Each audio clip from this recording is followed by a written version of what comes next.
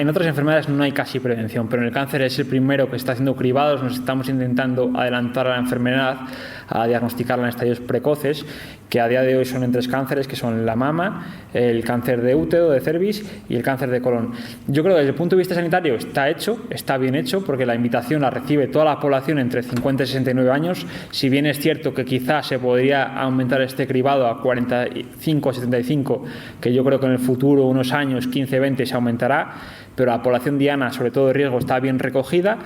Lo que no sé sinceramente es por qué falla, porque tenemos el ejemplo del País Vasco, que está al lado de Castilla y León, al lado, que tiene unas tasas de participación del 75%. Es verdad que tiene más dinero que nosotros. Yo he estado alguna vez en algún hospital del País Vasco y tienen más medios que nosotros. Han empezado antes que nosotros también, que en Castilla y León, casi 10 años antes.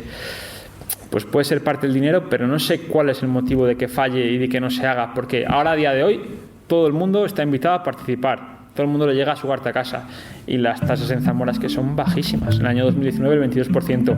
El cribado que hacemos a día de hoy en Castilla y León es como si no se hiciera cribado. Esto es el podcast de la Fundación Caja Rural de León, Valladolid, Zamora.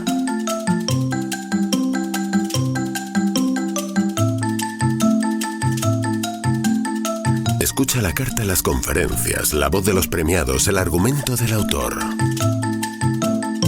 Investigadores, médicos, científicos, historiadores, músicos, creadores de cultura y arte, intelectuales de diversas ramas se convierten en divulgadores de conocimiento a través de este podcast.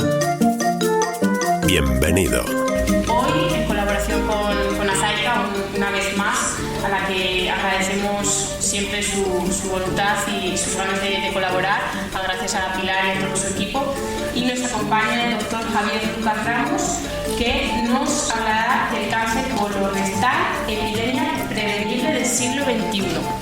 Comenzaremos con una introducción hablando de qué es el cáncer desde el punto más bajo, luego un poco de la incidencia a nivel de España y del mundo del cáncer colorectal, qué factores de riesgo, qué podemos hacer para evitar el cáncer, el cribado, que es lo más importante a día de hoy, es la mejor manera que tenemos de prevenir el cáncer de colon, y luego hablaremos un poco de la colonoscopia y cómo son los pólipos y qué nos encontramos un médico endoscopista que hace la prueba. Bueno, el cáncer es una enfermedad porque algunas células del cuerpo se multiplican sin control y se diseminan a otras partes del organismo. Esto quiere decir que el cáncer puede asentar en cualquier parte del cuerpo. Siendo parte del desarrollo natural, las células se multiplican, se dividen con el objetivo de reemplazar las ya envejecidas para mantener la integridad y el correcto funcionamiento del organismo. Este proceso de división y multiplicación de las células está controlado por múltiples mecanismos. Un ejemplo es un daño de una célula que no se puede reparar, pues se autodestruye y ya está. ¿Por qué se produce el cáncer?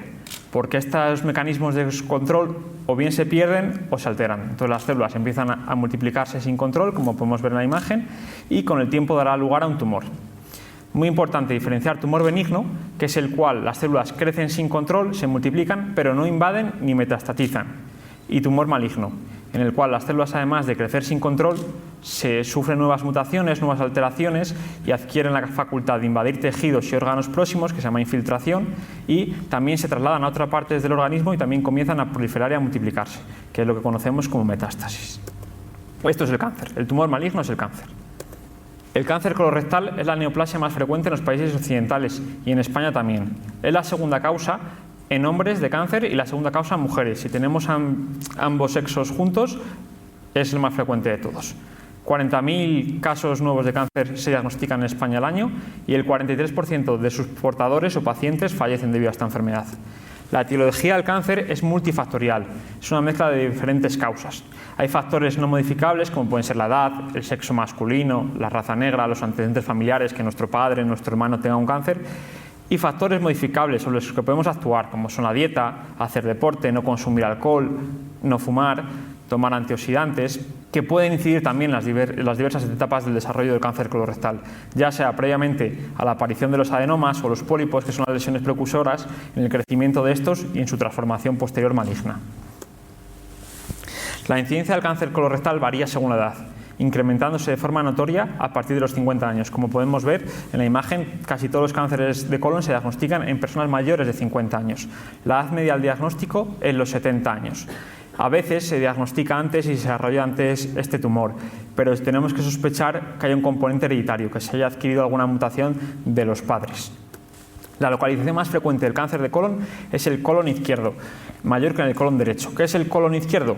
Pues está constituido por la parte verde que vemos, que es el recto, el colon sigmoide, con forma de S, y el colon descendente. Habitualmente el 60% de los tumores asientan en esta localización. En el colon derecho, que es el colon ascendente, que es la parte rosa, el 30%. El colon transverso, que es la parte horizontal, solo un 10%. Sin embargo, en los últimos años, no se sabe muy bien la razón, se está incrementando el número de cánceres en colon derecho. Los síntomas del cáncer de colon van a depender mucho de dónde se localice. El colon derecho, generalmente, que aquí pone colon ascendente en la imagen, tiene una pared más fina, pero tiene un gran diámetro a luz, es muy ancho. Y las heces suelen ser líquidas, entonces es muy raro que debute como obstrucción. Suele debutar como una hemorragia, una anemia, una pérdida crónica de sangre. En el colon izquierdo, como la luz es más estrecha, el diámetro es pequeño, una tubería más estrecha, pues a veces se cierra la luz y da lugar a una obstrucción intestinal y a dolor intestinal. La evolución natural del cáncer colorectal queda marcada por la progresión desde un epitelio colónico normal hasta la transformación en una célula tumoral. Más o menos pasan 15 o 20 años. Muy importante destacar que el cáncer colorectal se desarrolla sobre una lesión premaligna en más del 70% de los casos, aproximadamente el 80%. Es lo que conocemos como secuencia adenoma a carcinoma.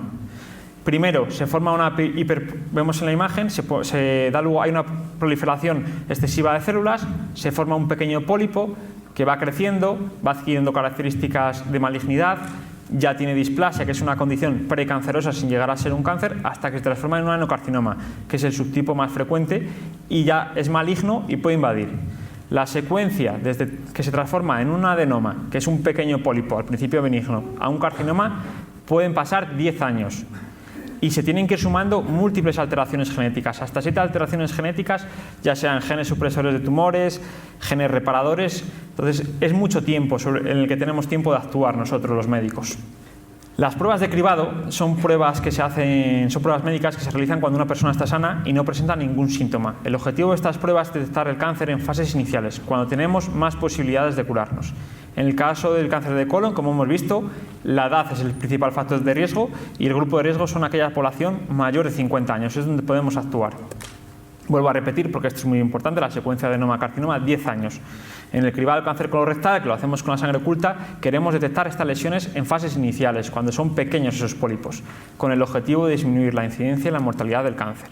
Hay dos tipos de cribados, el organizado, que es el que se realiza por las administraciones sanitarias, el envío a domicilio de cartas sistemático y individualizado, y el seguimiento posterior tras realizar la colonoscopia, y también está el cribado oportunista, que este es el que realiza el médico de cabecera o el médico especialista digestivo, por ejemplo, un internista, cuando va un paciente y él sospecha al médico que con la edad que tiene, pues está indicado someterle a un cribado para detectar si tiene alguna lesión precursora del cáncer de colon. Del cáncer de colon es muy importante señalar que tiene un crecimiento muy lento, mínimo casi 10 años hasta que se forma el cáncer. Y da muy pocos síntomas en fases iniciales, suele presentar y debutar cuando la enfermedad está avanzada. A veces, cuando falla el cribado, que la gente no se somete a estas pruebas para diagnosticarlo en fases iniciales, el cáncer debuta con síntomas. Esto es justo lo que no queremos, queremos adelantarnos antes de que aparezcan los síntomas en el paciente. ¿Y qué síntomas nos da el cáncer de colon? Pues un cambio en las características de las heces, lo más frecuente es que empecemos a ver sangre en las deposiciones, alteración del ritmo intestinal habitual, con diarrea, estreñimiento o sensación de que no evacuamos por completo, dolores persistentes, molestias abdominales que no desaparecen, pérdida de peso inexplicable, cansancio inexplicable, y también hay signos, pues una analítica de rutina que nos hacemos si vemos una anemia, la sangre oculta en heces, que es el test de cribado, nos dé positivo, una masa que notemos a nivel abdominal o a nivel rectal, y cuando está ya muy avanzado, que cierra del todo la pared del colon, cierra la tubería y la obstruye, pues debuta como una obstrucción intestinal, y si esto va más y deja, puede llegar a perforar la pared del intestino. Cuando aparecen estos signos o síntomas de alarma, no tenemos que tener vergüenza, debemos acudir rápidamente a nuestro médico de cabecera, bien para que nos derive al especialista o nos pide directamente la colonoscopia, con el objetivo de realizarla en un tiempo inferior a 2 semanas, para poder diagnosticar rápido si tenemos alguna lesión maligna. Una vez diagnosticado el cáncer, lo que hacemos los médicos es un proceso que se llama estadificación, que consiste en averiguar si se ha propagado el cáncer y a qué distancia. La etapa de un cáncer describe cuánto cáncer hay en el cuerpo y cómo de grave es esa enfermedad, y así conocer la mejor manera de tratarlo. Los médicos, en este sistema de estadificación, que es conocer la etapa del cáncer, combinamos 3 parámetros y utilizamos la escala TNM. Vamos a explicar qué son estos 3 parámetros. La T es del tamaño del tumor, la extensión del tumor, cuánto ha crecido el tumor a través de las paredes del intestino, a través de la pared del colon, que tiene 4 capas. La N es saber si ha habido afectación de ganglios, de nódulos linfáticos, si se ha propagado a los ganglios adyacentes. Y la M de metástasis, si hay metástasis en el hígado, en los pulmones u otros órganos distantes. En el caso del cáncer de colon, las metástasis a distancias en el momento del diagnóstico se encuentran presentes hasta en el 20-25% de los casos y típicamente ocurren en el hígado. El hígado es el lugar más frecuente, hasta el 50% de los pacientes con cáncer de colon presentarán metástasis hepáticas en algún momento de su evolución. Una noticia buena es que, a diferencia de otros cánceres, la existencia de metástasis en el hígado no implica que sea incurable esta enfermedad. Se pueden someter a cirugía y podemos lograr unas tasas adecuadas de supervivencia a largo plazo.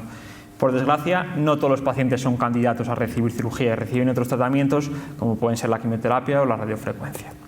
Este proceso de estadificación lo realizamos sobre todo con pruebas de imagen. El TAC, que nos permite obtener imágenes de cortes o secciones de alguna parte del cuerpo. La resonancia nos ayuda mucho en el caso del cáncer de recto. Y el más moderno, el PET-TAC, que utiliza una sustancia que el cuerpo utiliza y metaboliza como la glucosa y se marca con una sustancia nuclear. Este trazador, esta sustancia marcada, se tiende a acumular en los tejidos tumorales y nos ayuda a saber, mucho más preciso que el TAC, dónde hay tumor, sobre todo para ver si hay metástasis en alguna zona. La combinación de estos 3 factores, la T de tamaño, la N de si hay nódulos linfáticos afectados y la M de metástasis, nos da la etapa o estadio del cáncer. Los cánceres que están muy poco avanzados se llaman etapa 0, cuando son muy precoces, y luego van desde el 1 al 4. Cuanto más bajo sea el número, menos se ha propagado el cáncer. Un número más alto, como la etapa 4, que es la más alta, implica ya que está muy propagado y además que existe metástasis. Es una diapositiva muy esquemática que nos ayuda a saber en qué estadio, cuando diagnosticamos el cáncer colorectal, se encuentra. Como hemos dicho antes, un 20%, nos fijamos en la tabla de la izquierda, tiene metástasis al diagnóstico. Un 40% tiene nódulos afectados y un 30% está la enfermedad localizada en los estadios más precoces, el 1 y el 2. El estadio es muy importante porque es el principal factor pronóstico de supervivencia a 5 años. La tasa de supervivencia global del cáncer colorectal a los 5 años es del 67%. Pero si nos fijamos cuando la enfermedad está localizada en estos estadios precoces, la supervivencia puede ser hasta el 90% a los 5 años, comparado como cuando existe metástasis, que son las supervivencias del 6%.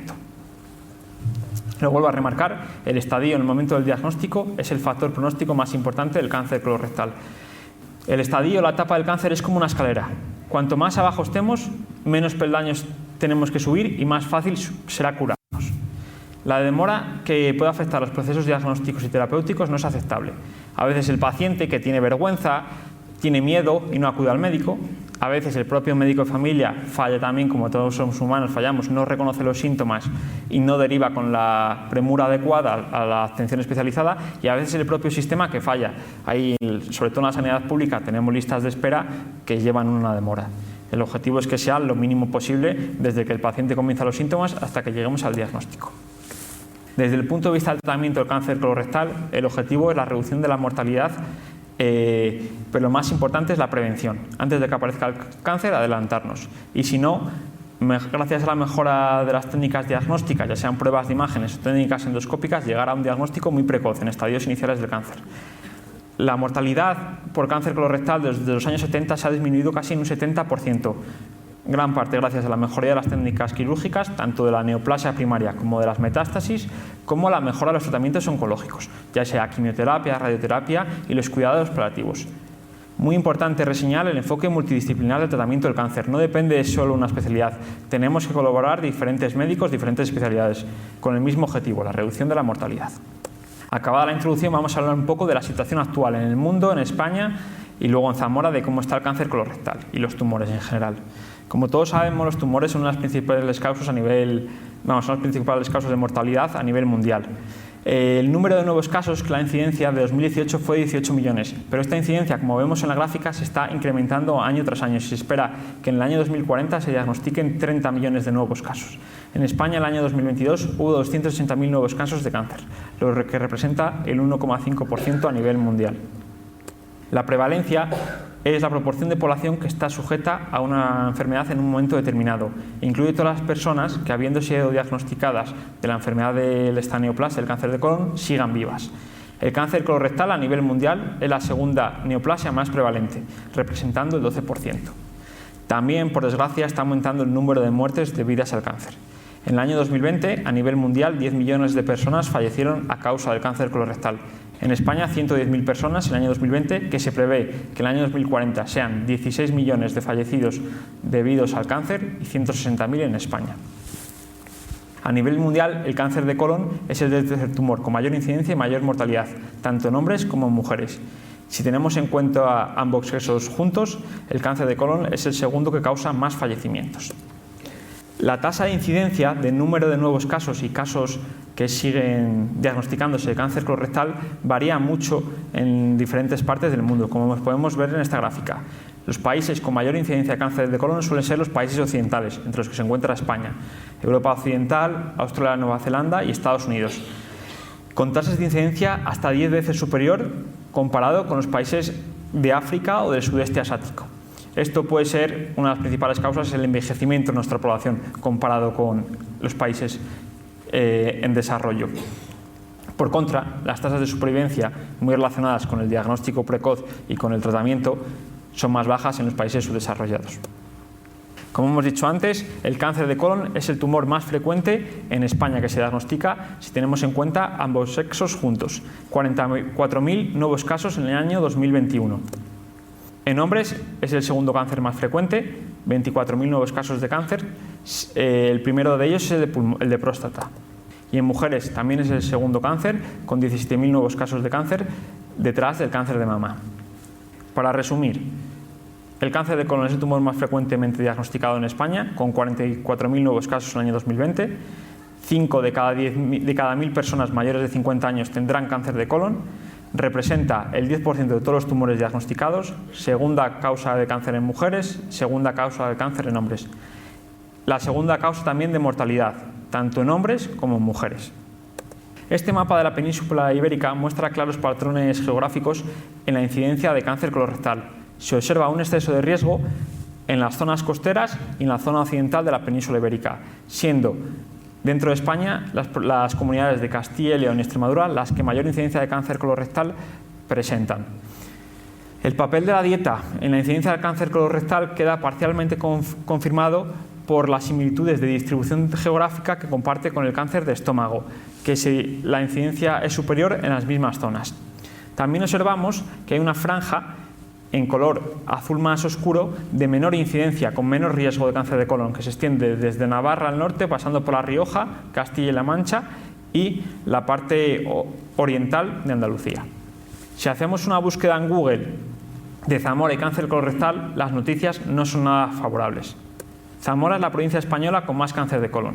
Según los datos del Observatorio de la Asociación Española contra el Cáncer, la tasa de incidencia de nuevos casos de cáncer de colon en Zamora fueron de 123 por cada 100.000 habitantes, la provincia más alta de toda España, comparado con la media nacional de 81 casos por cada 100.000 habitantes. El año pasado se diagnosticaron 221 casos de cáncer de colon, 2.600 en el total de Castilla y León. Y lo que es peor de todo, solo el 30% de los zamoranos acuden al cribado de cáncer colorectal.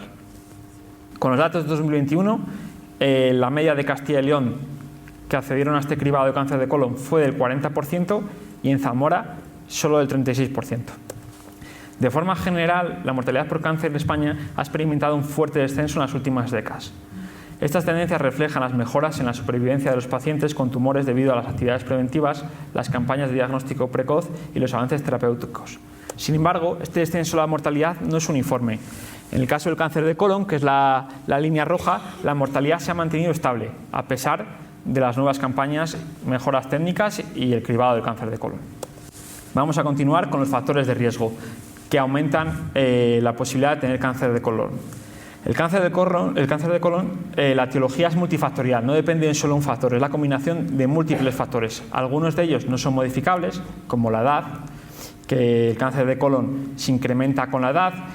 Es verdad que pueden existir cánceres de colon en gente joven y adolescente, pero es muy raro. Habitualmente se diagnostica en pacientes mayores.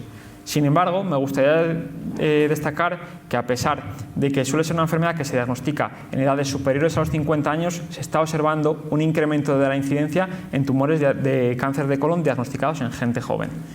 El sexo masculino es otro factor de riesgo comparado con el femenino. La raza negra también tiene mayor incidencia de cáncer de colon. Los antecedentes familiares y destacar una enfermedad muy importante para el cáncer de colon, la enfermedad inflamatoria intestinal, que puede ser de dos tipos, la colitis ulcerosa o la enfermedad de Crohn. La inflamación crónica que ocurre en estas enfermedades del colon puede dar lugar a displasia, que como hemos dicho antes es una lesión que puede evolucionar a cáncer. Por otra parte, hay factores sobre los que sí podemos actuar, como son la dieta, el tabaco, el alcohol. Con respecto a los antecedentes familiares, las personas con familiares de primer y segundo grado con cáncer de colon tienen un mayor riesgo de padecer esta neoplasia si lo comparamos con la población general. Este riesgo es variable en función del parentesco, de la edad a la que se diagnostica el caso índice y en el número de personas afectadas. Se estima que un tercio de los pacientes con cáncer colorectal por lo menos tienen otro familiar afecto de cáncer de colon.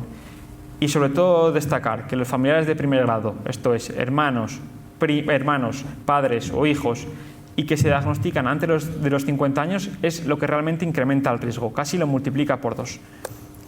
La mayoría de los cánceres colorectales son esporádicos, es decir, que las mutaciones se desarrollan después de nacer y de esta manera no se pueden transmitir a la descendencia. Sin embargo, un 5% de las personas que padecen cáncer colorectal presentan cambios genéticos hereditarios, que son las mutaciones, que, consecuencia de su herencia, tienen más riesgo de presentar cáncer colorectal. Destacar, por ejemplo, la poliposia neumatosa familiar, el síndrome de Turcot, el síndrome de Peutz-Jeghers. El más frecuente es el síndrome de Lynch, que es la forma más frecuente de cáncer colorectal hereditario. Este síndrome tiene una carcinogénesis acelerada, los tumores se debutan antes porque crecen más rápido, se forman antes de los 50 años y se asocia con otras neoplasias de endometrio, de estómago, de ovario, de otras partes del cuerpo. No solo da lugar a cánceres de colon. Y ahora vamos a comentar un poco los factores sobre los que sí podemos actuar y sí que podemos modificar. Comenzaremos con la dieta. Como hemos dicho antes, la etiología del cáncer colorectal es multifactorial, combinación de múltiples factores. Es muy difícil aislar uno solo. Pues uno de ellos son los factores del estilo de vida. Incluida la dieta, se encuentra asociado con el riesgo de cáncer colorectal. Las primeras publicaciones que demuestran la asociación entre cáncer colorectal y dieta son estudios observacionales, en los que se observa que diferentes zonas geográficas del mundo tienen mayor incidencia de cáncer colorectal. Además, curiosamente, inmigrantes que provienen de zonas de baja prevalencia, al cabo de pasar unos años en esas zonas de más riesgo, se asimilan sus tasas de riesgo a la población receptora. La Agencia Internacional contra el Cáncer, de la Investigación contra el Cáncer, considera la carne procesada como cancerígeno para los seres humanos y la carne roja como probablemente cancerígena para los seres humanos. El riesgo se observa para un incremento de carne de 100 gramos al día, o sea que el riesgo empieza cuando 100 gramos más al día, pues más riesgo de cáncer colorectal. Sobre todo tener cuidado con las cocinas a altas temperaturas, como las barbacoas, las frituras, los ahumados, porque se multiplica el riesgo de cáncer de colon. Cuando se cocina a estas altas temperaturas, se generan hidrocarburos poliaromáticos, productos nitrogenados y otros carcinógenos a partir de las proteínas de la combustión de la carne, que puede dar lugar al cáncer de colon, porque altera el ADN. Con las grasas no hay una clara asociación, es más con la obesidad, con las grasas de por sí. Por otra parte, con la dieta podemos ayudar a prevenir el cáncer colorectal. No todo es exceso de riesgo, también podemos cuidarnos y disminuir este riesgo. El pescado, el consumo adecuado de pescado, se asocia con un 11% menos de cáncer colorectal. El consumo adecuado de frutas y verduras. ¿Por qué digo consumo adecuado? Porque el equilibrio siempre es lo mejor y la virtud está en el medio. Se ha visto que hay un aumento de riesgo cuando el consumo de frutas y verduras es menor de 300 gramos al día. Sin embargo, consumos mayores de 700 gramos al día no se asocian con un beneficio mayor. Entonces, lo que nos da el efecto protector es la dieta equilibrada, una dieta mediterránea, variada. También el consumo adecuado de leche y productos lácteos nos pueden dar una protección frente al cáncer de colon. El consumo de fibra adecuado, 90 gramos al día. Y con los micronutrientes, como pueden ser la vitamina D, la vitamina B1, el calcio. Solo hay que suplementar en caso de déficit. Si está bien en las analíticas, no es necesario suplementar. Ahora lo pongo entre comillas, la microbiota como factor de riesgo, porque está muy en boga, se habla mucho de los cambios en la microbiota intestinal que pueden dar lugar al cáncer de colon.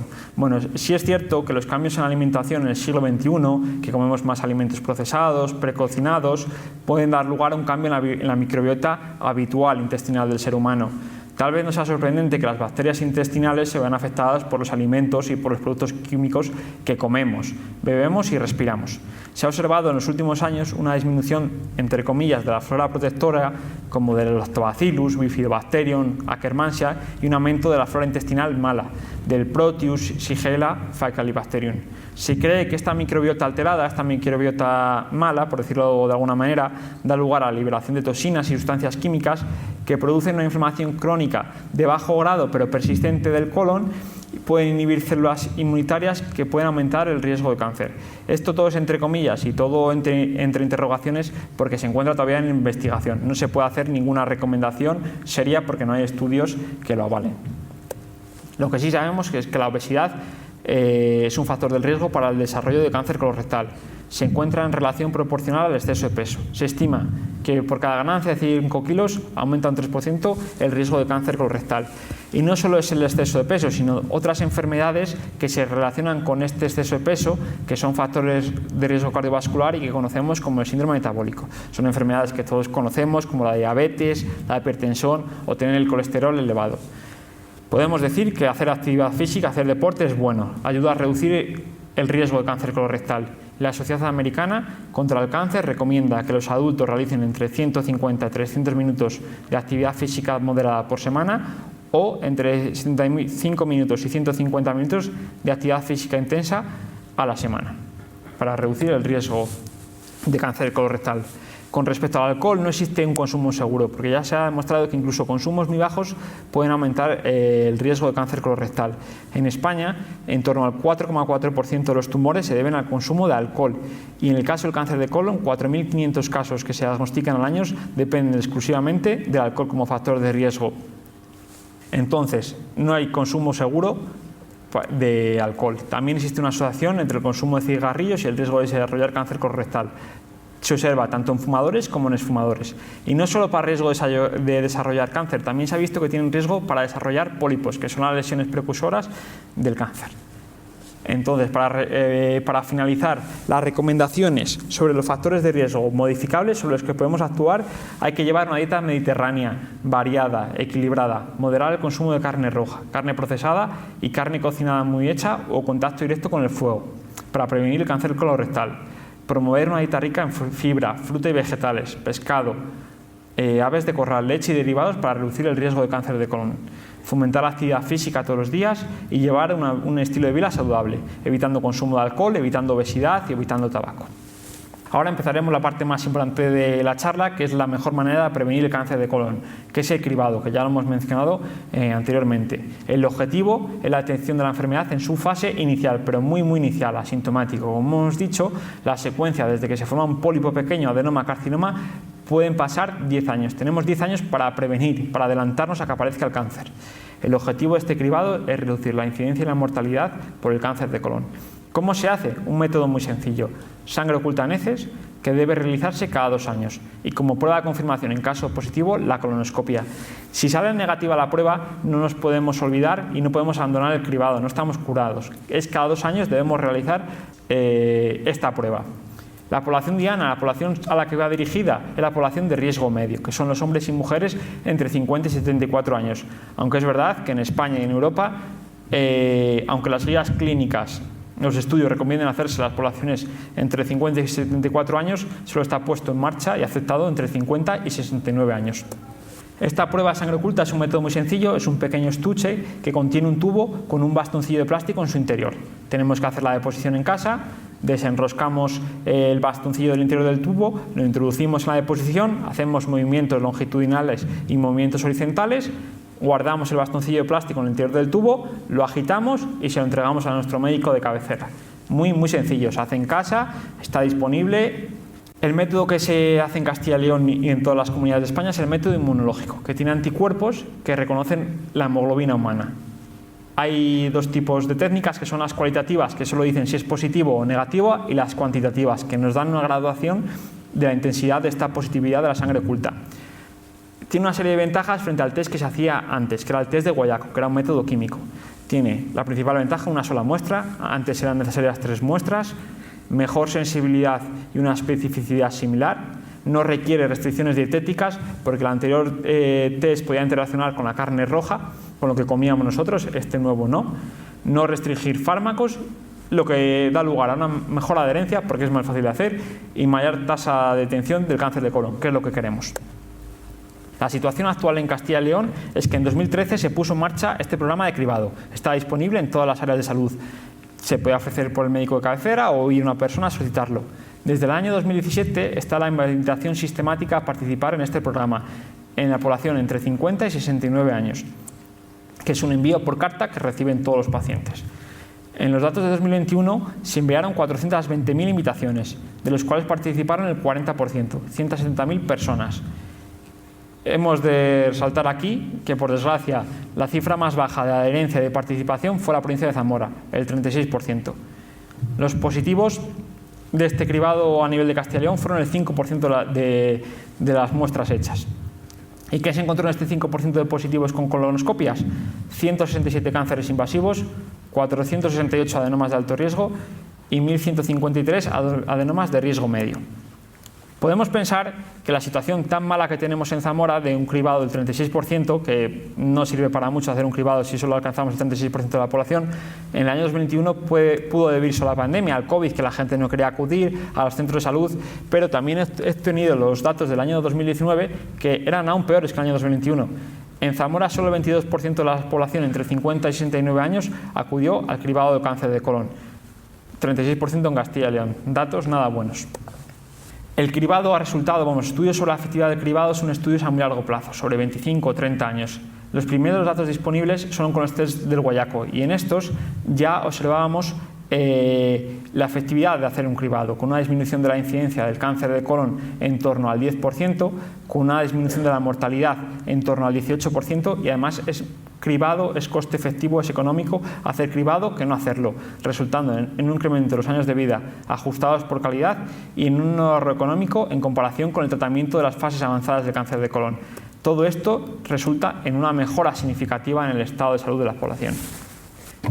Para hacer un buen cribado resulta la cobertura, el porcentaje de participación es lo más importante, lo determinante para la consecución de los objetivos que queremos, que es disminuir la mortalidad y la incidencia de cáncer de colon. Las guías europeas establecen un mínimo del 45%, en Zamora estamos 10 puntos por debajo y deseable el 65%, lo ideal sería el 100%, pero bueno. ¿Cómo podemos aumentar esta participación? Pues a lo mejor hay diferentes estrategias para animar más a las personas, como puede ser incluir el test en la carta de invitación que reciben en su domicilio, conseguiríamos eliminar un paso, facilitar la entrega en los test de los centros de salud o farmacias, recordatorio de participación por parte del médico de cabecera y bueno, charlas como estas, que son estrategias de sensibilización y campañas de información.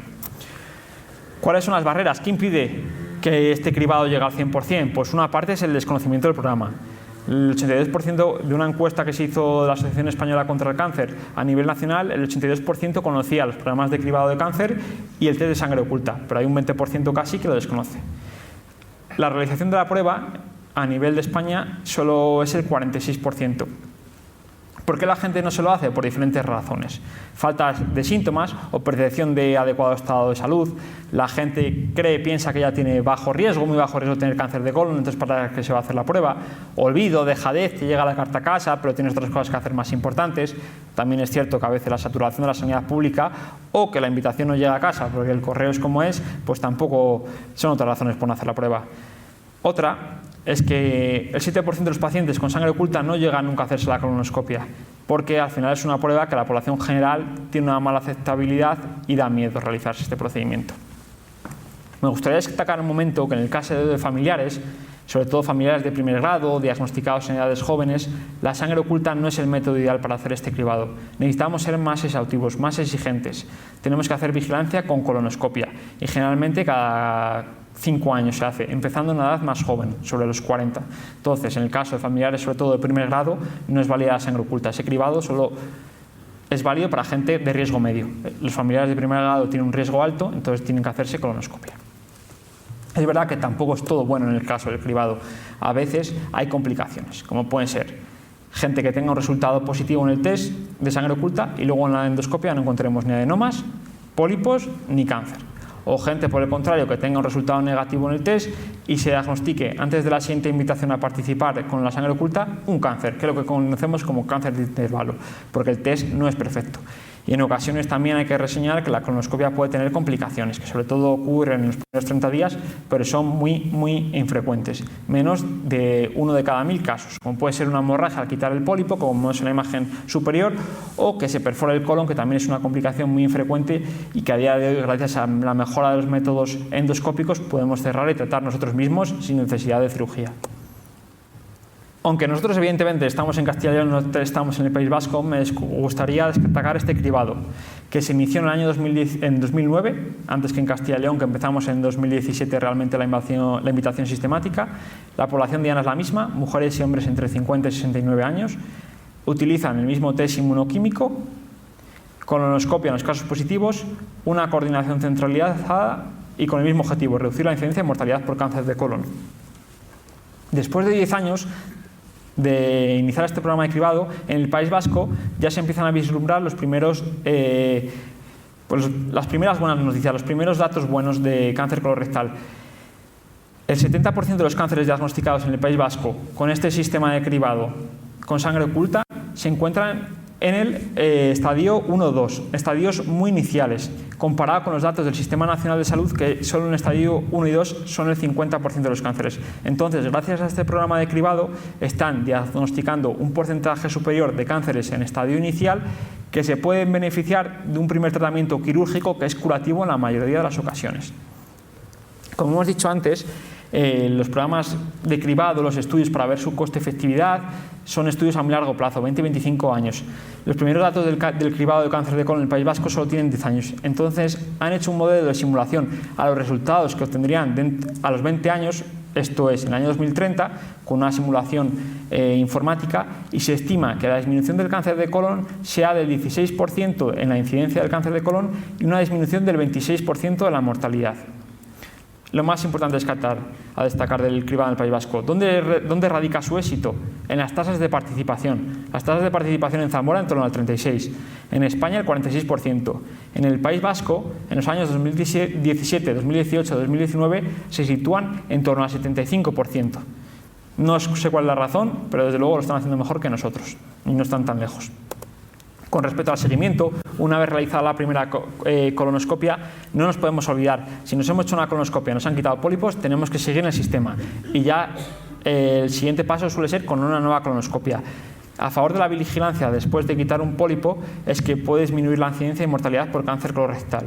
Además, las colonoscopias no son perfectas. El seguimiento ayuda a detectar lesiones que a lo mejor no hemos visto en una primera colonoscopia. En contra del seguimiento con colonoscopias es que la más importante de todas es la primera. El impacto de la vigilancia sobre la supervivencia es mucho menor. También en contra es que un 20 o 25% de las colonoscopias en pacientes de mayores de 50 años son por revisión o vigilancia de pólipos. De estos pacientes, más del 70% presentará un nuevo adenoma, lo que puede dar lugar a generar un gran volumen de procedimientos, un gran volumen de endoscopias que puede saturar la capacidad del sistema público. Sobre el seguimiento con colonoscopia, las recomendaciones son heterogéneas según las sociedades científicas y han ido evolucionando con el paso del tiempo. Nosotros nos centraremos sobre todo en la guía española, que es del año 2018, y la Sociedad Europea de Endoscopia del año 2020. Ha habido un cambio de paradigma en el seguimiento del cáncer de colon de los pólipos después de una colonoscopia. No buscamos encontrar adenomas avanzados, sino disminuir la incidencia y mortalidad por cáncer de colon. Para ello, cuanto menos avanzadas se encuentran las lesiones, mejor será. Aunque estemos ya casi finalizando la charla, vamos ahora a explicar qué se trata la colonoscopia. Una colonoscopia es un procedimiento médico endoscópico que nos permite observar el interior del colon y del recto con un colonoscopio. ¿Qué es un colonoscopio? Es un tubo flexible que suele medir 150 centímetros, de grosor como un dedo, 10-12 milímetros, en cuyo extremo tenemos una luz para ver por dónde vamos, una lente con fibra óptica que nos transmite la imagen que vemos en una pantalla y un puerto instrumental o canal de trabajo, por el que podemos introducir pinzas para tomar muestras o asas para quitar los pólipos. Se introduce por el ano y llegamos hasta el final del colon. ¿Cómo manejamos este instrumento? Pues aquí vemos dos mandos, ruedecillas, uno que nos permite movernos de arriba a abajo y el más pequeñito, izquierda y derecha. Y aparte tenemos dos botones, uno que echa aire y otro que aspira el aire. ¿La colonoscopia duele? Pues la colonoscopia sí que duele. Es un procedimiento doloroso, molesto. Antes se hacían casi todas despiertos, entonces el paciente se quejaba mucho y esto ha generado un gran miedo a realizarse el procedimiento. A día de hoy es prácticamente impensable hacer una colonoscopia despierta. Utilizamos un medicamento que es el Propofol, un hipnótico de acción rápida que además es amnésico y nos permite una sedación consciente en el que el paciente está relajado, está dormido, pero respirando por sí mismo. Permanece su función cardiopulmonar, entonces no es necesario hacerlo en quirófano ni intubar, pero no se entera del procedimiento y nos permite trabajar. Es una sedación consciente y el paciente no experimenta dolor. Entonces no tiene sentido tener miedo a este procedimiento porque el paciente a día de hoy, si se seda, se utiliza Propofol, no va a experimentar ningún dolor.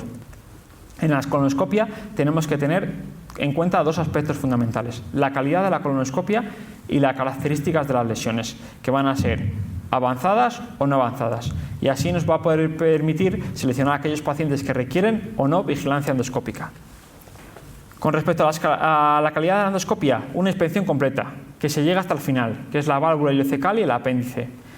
A veces la gente, sobre todo las mujeres jóvenes, tienen el colon muy retorcido y no podemos llegar hasta el final. Entonces, si no llegamos hasta el final, no es una colonoscopia válida, no es una colonoscopia completa.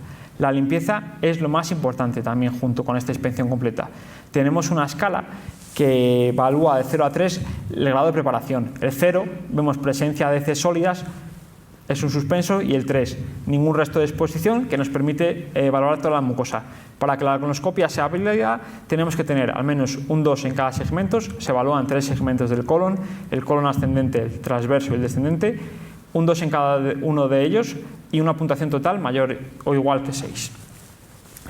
Muy importante la dieta adecuada los días previos a la colonoscopia. No se pueden tomar los 2 o 3 primeros días, previos a la colonoscopia, verduras, legumbres, cualquier alimento integral o que contenga fibra. Hay que hacer una dieta baja en residuos. Sí que podemos comer carnes y pescados a la plancha o hervidos. Café, infusiones, arroz y pasta. La otra parte que también disgusta mucho, por lo que también la colonoscopia tiene una mala aceptabilidad, es la preparación, que es muy tediosa. En Zamora tenemos el Citraflit y la solución BOM, que son en torno a 4 litros de agua o de preparación. Afortunadamente se ha probado recientemente en el hospital una nueva preparación que se llama Plembu, que dentro de poco va a estar disponible, que con 1 litro de preparación y 1 litro de agua sería suficiente. Entonces disminuye a la mitad la cantidad de dosis de líquidos que hay que beber, entonces va a ser una mejora para los pacientes sobre todo. Muy importante recordar la preparación y la dieta, porque una colonoscopia mal preparada es como no haberse realizado la colonoscopia. No vale para nada si no evaluamos toda la mucosa del colon, porque nos podemos dejar detrás de la deposición una pequeña lesión que crezca y creemos que está bien, entonces no nos vale. Esto es lo que vemos nosotros como médicos endoscopistas, como médicos de digestivo, cuando hacemos la colonoscopia. Vemos la mucosa del colon, en este caso es normal, con un patrón vascular normal, evaluamos los vasos. A día de hoy los tubos que tenemos, los endoscopios que tenemos, han mejorado mucho su calidad, y la foto de abajo no es que sea una mucosa distinta, la misma mucosa, pero tenemos una cosa que llamamos cromoendoscopia o tinciones virtuales, que a través de unos sistemas de informática nos permite cambiar los colores de que vemos nosotros, destacando lesiones pequeñas que a lo mejor no se hayan visto con la luz normal, con la luz blanca. Entonces, con una tinción virtual nos ayuda a detectar lesiones más pequeñas. Cuando identificamos las lesiones, tenemos que distinguir entre adenoma avanzado, como vemos en las imágenes de arriba, que son pólipos grandes, son feos, mayores de 10 milímetros, que tengan ya alteraciones malignas, como hemos dicho antes, la displasia de alto grado, que puede dar lugar a un cáncer, o adenomas no avanzados, que son las imágenes de abajo. Pólipos pequeñitos, redondeados y muchas transformaciones malignas, que midan menos de 10 milímetros, que es la displasia de bajo grado.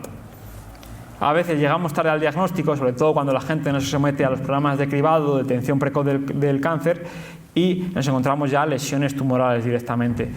como es este caso que vemos una lesión abigarrada, irregular, que ocupa toda la luz del colon, que no permite pasar el tubo, estenosa la luz, en servilletero, en fin, una masa muy fea sobre la que nosotros desde el punto de vista endoscópico no podemos actuar.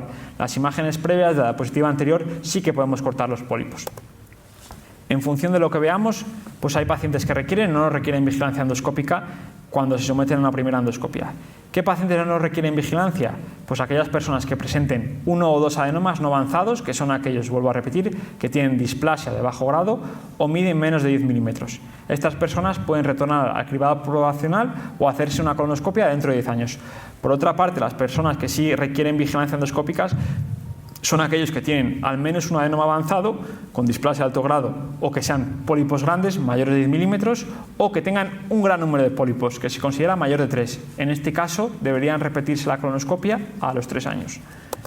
Se ha observado que el riesgo de cáncer de colon realmente se incrementa cuando tenemos adenomas avanzados, casi 3 veces superior.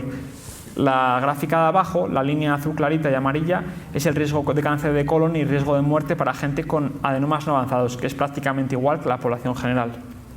Lo más importante, el cáncer de colon es la neoplasia más frecuente que se diagnostica en los países occidentales, en España y en Zamora, y la segunda causa de mortalidad.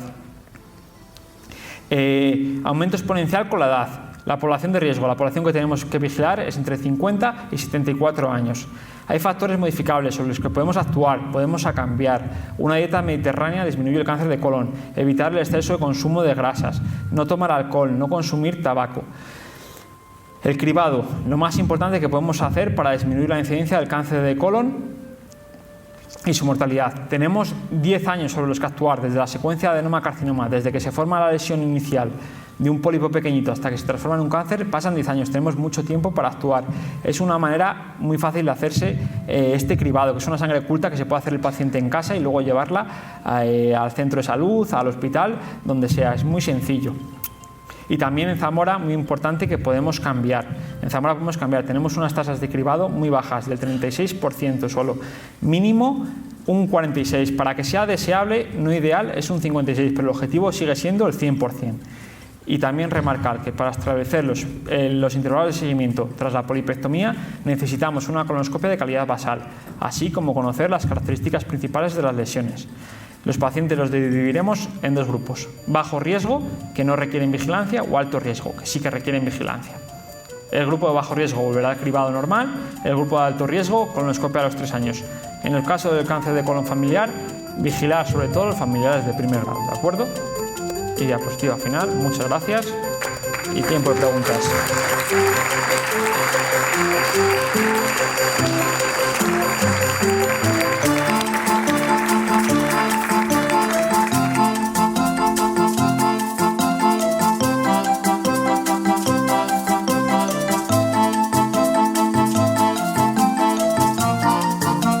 Esto es el podcast de la Fundación Caja Rural de León, Valladolid, Zamora.